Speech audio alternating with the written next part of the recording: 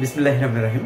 সুপ্রিয় চাকরি প্রার্থীবৃন্দ, আপনারা যারা ভূমি জরিপ ও রেকর্ড অধিদপ্তরে অ্যাপ্লিকেশন করেছেন বিভিন্ন পদে, তার মধ্যে অন্যতম একটি পদ কপিস্ট কাম বেঞ্চ সহকারী। এই পদের পরীক্ষার তারিখ প্রকাশ করা হয়েছে আগামী 17/4/2025 খ্রিস্টাব্দ তারিখে এর পরীক্ষা অনুষ্ঠিত হবে। এই পরীক্ষাটির অ্যাডমিট কার্ড এখনো প্রকাশ করা হয়নি। আগামী 17/4 এর পর থেকে আপনারা SMS পাওয়া শুরু করবেন। 17/4/2025 খ্রিস্টাব্দ তারিখের পর যে SMSটি আপনি পাবেন, এই SMS এর থেকে তথ্য নিয়ে আপনি অ্যাডমিট কার্ড ডাউনলোড করবেন এবং 25 তারিখে পরীক্ষায় অংশগ্রহণ করবেন। আপনাদের সকলকে একটু জানায় রাখছি, এবারের পরীক্ষা হচ্ছে MCQ পদ্ধতিতে এবং এই 480টি পদে, অর্থাৎ এই কপিস্ট কাম বেঞ্চ সহকারী পদে টোটাল পদ সংখ্যা ছিল 480টি। হিউজ অ্যামাউন্টের পদ সংখ্যা। এখানে টোটাল 19টি কেন্দ্রে শুধু ঢাকা শহরের ভিতরে পরীক্ষা অনুষ্ঠিত হবে। সুতরাং আপনারা যারা অ্যাপ্লিকেশন করেছেন, এখনই সময় পড়াশোনা করার।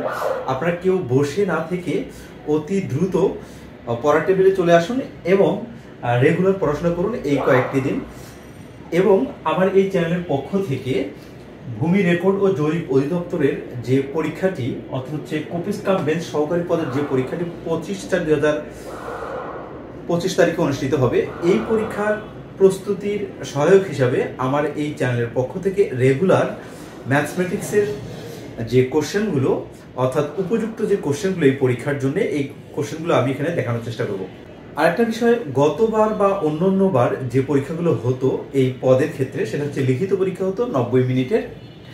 বাট এবারে কিন্তু এ ধরনের সিস্টেম নাই। এবার হচ্ছে 60 মিনিটের পরীক্ষা হবে, অর্থাৎ 1 ঘন্টার MCQ পরীক্ষা হবে।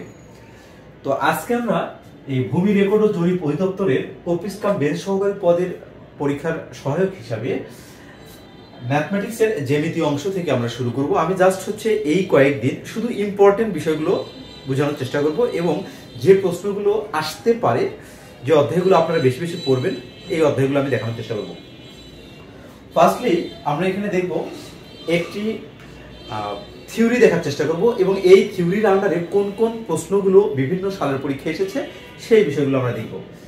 দেখুন, এখানে যে গুরুত্বপূর্ণ থিওরিটি, সেটি হচ্ছে ত্রিভুজের যে কোনো দুই বাহুর সমষ্টি তৃতীয় বাহু অপেক্ষা বৃহত্তর। আমরা অনেকে মুখস্থ করি বিষয়টা, বাট অনেকে বুঝি না, প্রশ্ন আসলে অ্যান্সার করতে পারি না। আর প্রশ্নটা অনেক সহজ মনে হলেও পরীক্ষার হলে অনেকে আমাদের এই কোশ্চেনে ঝামেলা হয়। তো থিওরিটা হচ্ছে ত্রিভুজের যে কোনো, এইটি হচ্ছে আমাদের মূল থিওরি। এটা আপনারা মুখস্থ রাখবেন। যারা এই ভূমি রেকর্ড ও জরিপ অধিদপ্তরে শুধু কপিস্ট কাম বেঞ্চ সহকারী না, অন্যান্য পদগুলোতে অ্যাপ্লিকেশন করেছেন, তাদের ক্ষেত্রেও কিন্তু এই প্রশ্নটি খুব বেশি ইম্পর্টেন্ট এবং 11 থেকে 20 গ্রেডের যে চাকরিগুলো হয়, এই সকল চাকরির জন্য এই প্রশ্নটি খুবই ইম্পর্টেন্ট। আপনি জাস্ট এইটা মুখস্থ রাখবেন, ত্রিভুজের যে কোনো দুই বাহুর সমষ্টি তৃতীয় বাহু অপেক্ষা বৃহত্তর। এই কথাটার অর্থটা কি? ধরুন এইখানে ABC একটা ত্রিভুজ রয়েছে। প্রশ্নটা বলা হচ্ছে ত্রিভুজের যে কোনো দুই বাহুর সমষ্টি। এখানে 3টা বাহু রয়েছে। একটা বাহু হচ্ছে AB একটা বাহু, যে বাহুটা হচ্ছে এটা। আরেকটা বাহু হচ্ছে BC একটা বাহু এবং অন্য আরেকটা বাহু হচ্ছে AC একটা বাহু। থিওরিটা হচ্ছে ত্রিভুজের যে কোনো দুই বাহুর সমষ্টি তৃতীয় বাহু অপেক্ষা বৃহত্তর। এখানে 3টা বাহুই আমি লিখছি, AB, BC এবং AC। এখন আপনি যে কোনো দুইটা যোগ করবেন, নিঃসন্দেহে তৃতীয় বাহু অপেক্ষা বৃহত্তর হবে। আপনি যদি মনে করেন যে আসলে ফার্স্টেরটা তৃতীয়টা যোগ করবেন আপনি, তবুও সেটা সত্য। যদি ফার্স্টেরটা এবং সেকেন্ডেরটা যোগ করেন আপনি, সেক্ষেত্রে আপনার AC অপেক্ষা বৃহত্তর হবে। এই থিওরিটা আসলে এটাই বলছে। আমি যদি এক্সাম্পলটা দেখাই, AB প্লাস AC, এই যে বলছে ত্রিভুজের যে কোনো দুই বাহুর সমষ্টি মানে যোগ, AB প্লাস AC। তাহলে আরেকটা বাহু কোনটা? এখানে হচ্ছে AB আর AC আছে, AB আর হচ্ছে AC আছে। কোন বাহু? BC অপেক্ষা বড় হবে, BC এর চেয়ে বড়, তার মানে গ্রেটার দেন চিহ্নটা এই সাইডে থাকবে। এটা হচ্ছে আমাদের এই থিওরির আলোকে আমরা এটা বুঝতে পারলাম। এখন যদি কেউ মনে করেন যে আসলে বিসিটা এই সাইডে লিখবো না, আমি এবি প্লাস বিসি আমি এখানে লিখবো, কি হচ্ছে এবি প্লাস বিসি অবশ্যই এসি অপেক্ষা বড় হবে, greater than AC. Okay, similar ক্যাটাগরিতে আপনি লিখতে পারেন AC plus BC is greater than অবশ্যই এবি অপেক্ষা বৃহত্তর। এখানে তিনটাই সঠিক। এ ধরনের থাকতে পারে যে তিনটা অপশন দেওয়া আছে, নিচে আরেকটা দেওয়া আছে যে AB plus BC plus CA is equal to 0, এরকম দেওয়া আছে। এখন বলা হচ্ছে কোনটি সঠিক, তাহলে কিন্তু আপনার এই তিনটাই আসলে সঠিক, বা উপরে লেখা থাকলো যে উপরের কোনটি সঠিক, উপরের কোনটি সঠিক, তাহলে আপনার হচ্ছে তিনটাই আসলে সঠিক। এরপরে আমরা একটা উদাহরণে যাচ্ছি। এবারে বলছে কোন ত্রিভুজের বাহু তিনটির দৈর্ঘ্য যথাক্রমে এ বি সি হলে নিচের কোনটি সঠিক। তাহলে এই যে কোশ্চেনটা, এটা কিন্তু 2022 সালে এসেছিল, 2022 সালে। এখানে দেখুন কোনটা উত্তর হবে।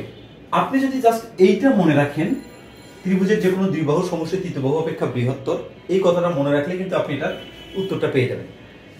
যে কোনো দুই বাহু সমষ্টি তৃতীয় বাহু অপেক্ষা বৃহত্তর, বাহুগুলো হচ্ছে এ বি সি, তাহলে A plus B is greater than C. এখানে কি বলা, এখানে বলা হচ্ছে দুই বাহু সমষ্টি তৃতীয় বাহু অপেক্ষা বৃহত্তর, তাহলে এটাই আসলে আমাদের অ্যান্সার। এখানে দেখুন এটা কিন্তু অ্যান্সার না, এখানে বলছে দুই বাহুর সমষ্টি তৃতীয় বাহুর সমান, এখানে বলছে দুই বাহুর সমষ্টি তৃতীয় বাহু অপেক্ষা ক্ষুদ্রতর, এখানে বলছে, এখানে আসলে কোনো শর্তই আসলে এটা মানে না আর কি, এটা আসলে অহেতুক একটা দিয়ে দিছে। তার মানে অ্যান্সার কিন্তু হচ্ছে মিস্টার ক। দেখুন এই কোশ্চেনের আন্ডারে অর্থাৎ এই থিওরির আন্ডারে আরো কিছু অঙ্ক ম্যাথ রয়েছে আমাদের, যদি আমি সেটা আপনাদেরকে একটু দেখাই। সারের কোশ্চেনগুলো হয় এবং ঘ নম্বর অপশন হচ্ছে 12, 5, 6, 12, 5 এবং 6। দেখুন এই কোশ্চেনটি যদি আপনি করতে যান, সেক্ষেত্রেও আপনাকে কিন্তু এই থিওরিটি মনে রাখতে হচ্ছে, ত্রিভুজের যে কোনো দুই বাহুর সমষ্টি তৃতীয় বাহু অপেক্ষা বৃহত্তর। যদি আপনি এই কন্ডিশনটা এখানে অ্যাপ্লাই করেন তাহলে কিন্তু অ্যান্সারটা পেয়ে যাবেন। এগুলো সেন্টিমিটারে দেওয়া আছে, কোন এককে দেওয়া আছে এটা ডাজ নট ম্যাটার, বাট যদি দুই ধরনের একক থাকে তাহলে কিন্তু সেটা ম্যাটার করবে। যে কোনো ভাবেই আপনাকে এক ধরনের এককে কনভার্ট করে নিতে হবে। যে কোনো দুই বাহু আপনি যোগ করেন, যদি ক নম্বর অপশন দিয়ে আমি টেস্ট করি, ক নম্বর অপশন কত আছে, 2, 5, 8, 2, 5, 8, এই দুটো যোগ করবেন, 5 আর 2 কত, 7, 8 অপেক্ষা কি বৃহত্তর? অবশ্যই নয়। সুতরাং এই অপশনটা প্রথমেই বাতিল, সুতরাং এই অপশনটা প্রথমেই বাতিল, এটা উত্তর হবে না। কারণ আমাদের বলা হচ্ছে ত্রিভুজের যে কোনো দুই বাহু সমষ্টি, এখানে তো আমরা প্রথম দুইটা নিয়েছি, 2, 8 যদি নেই 5 অপেক্ষা বড় হলো, বাট একটা কন্ডিশন হচ্ছে 2, 5 যোগ করলে 7 হয়, যা 8 অপেক্ষা বড় নয়।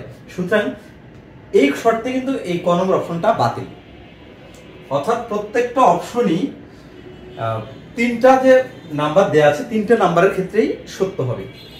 এবারে আমরা খ নম্বর অপশনে যাই। 3, 4, 5, দেখুন 3 যোগ 4 এটা কি 5 অপেক্ষা বৃহত্তর? তাহলে এই শর্তে এটা সত্য। এবারে 4 যোগ 5 এটা কি 4 আর 5 3 অপেক্ষা বৃহত্তর? সত্য। এবং 3 আর 5, 3 যোগ 5 গ্রেটার দেন কত? 4 অপেক্ষা সত্য। তার মানে এই তিনটা ক্ষেত্রে কিন্তু সত্য, তার মানে এটা হচ্ছে আমাদের অ্যান্সার, আমরা ফ্লুয়েন্টলি এটা বলতে পারি। এরপরে যদি আমরা এইটাতে আসি, এইটাতে দেখুন 4, 5, 9, 5 যোগ 4 প্রথম যে কন্ডিশনটা গ্রেটার দেন কি 9? অবশ্যই নয়, কারণ হচ্ছে এটা হলো 5 আর 4 9 আর এটা হচ্ছে 9, তার মানে এটা এই সাইন হবে না, ইকুয়াল সাইন হবে। সুতরাং এই শর্তে তো এটা ভ্যালিড না, সুতরাং এটাও বাতিল। এরপর আমরা যদি এটাতে আসি, তাহলে এখানে দেখুন 5, 6 কত? 11 ইজ গ্রেটার দেন কি 12? অবশ্যই নয়, সুতরাং এইটাও বাতিল। আচ্ছা, এই অঙ্কগুলো বোঝার আরেকটা টেকনিক হচ্ছে, এই ধরনের যে অঙ্কগুলো আছে আরেকটা টেকনিক হচ্ছে, যেমন এই যে এখানে দেখুন 3, 4, 5 আছে, এটা একটা অপশন থাকতেই পারে। আরেকটা অপশন আছে 5, 12 এবং 13, এটা কিন্তু আরেকটা অপশন।